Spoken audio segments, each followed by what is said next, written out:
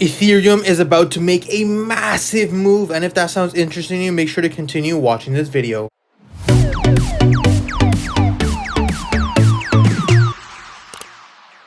Hey guys, Pingu Charts here, and welcome back to another Ethereum analysis. As always, if you do enjoy watching my videos, make sure to hit that like and subscribe button. Now, as you guys can see on Ethereum, we have been holding support around the 1573 mark. We have successfully completed the merge, so now the question is what's going to happen? Well, as of right now, we can see on Ethereum there hasn't been a massive move, but it looks like we are consolidating before we create one.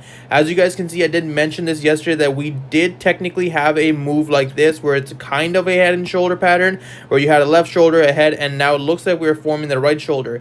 Now, again, this doesn't technically mean that, this is a good opportunity to enter a long position because number one, the head and shoulder isn't really that sustainable because, again, this is a downwards head and shoulder. Usually you start seeing head and shoulder patterns on the upscale, but there was still a BART formation that did successfully complete, right? I did mention this to you guys before that we are in a BART formation where we had a move like this, and it looks like it's almost done being completed. We did test the lows of the BART, but again, the massive level that we have to still test is a 1526 level. Now, whether or not we can get a possible move to the downside, test that support level, and then bounce up, there are a lot of over leveraged short positions. So in my opinion, I don't see it being impossible whether or not we can move to the upside. Now, there is something to keep in mind though, guys, and if you look at the chart closely, you can kind of see what I'm talking about. This candlestick and this consolidation is creating an inverse BART formation, right? You could see inverse BART formations at the bottom of a trend, and this could technically push the price up all the way right back up to around the 1780 level and continue pushing Ethereum higher. Now, if we look over on the lower time frames, you can see that we are technically still rejecting a lot of the exponential moving averages, right? We did try to break above the exponentials early this morning, but we were rejected by the 50 exponential, and then again with the double top formation, and now we're continuing lower once again. As long as we're below these exponential moving averages and the price is pushing down, that is a bearish indication for Ethereum, and usually what happens is you will see a support level being tested. But again, it looks like this BART formation on the lower time frame is actually consolidating before the massive move to the upside, right?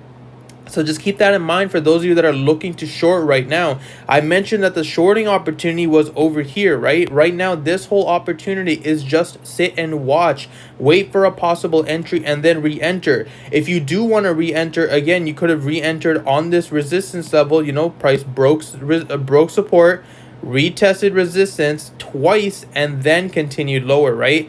That technically would have been your entry at 1658. As of right now, hovering over the 1590 level, you kind of already missed the trading opportunity, right? So do not feel like, oh, I have to enter.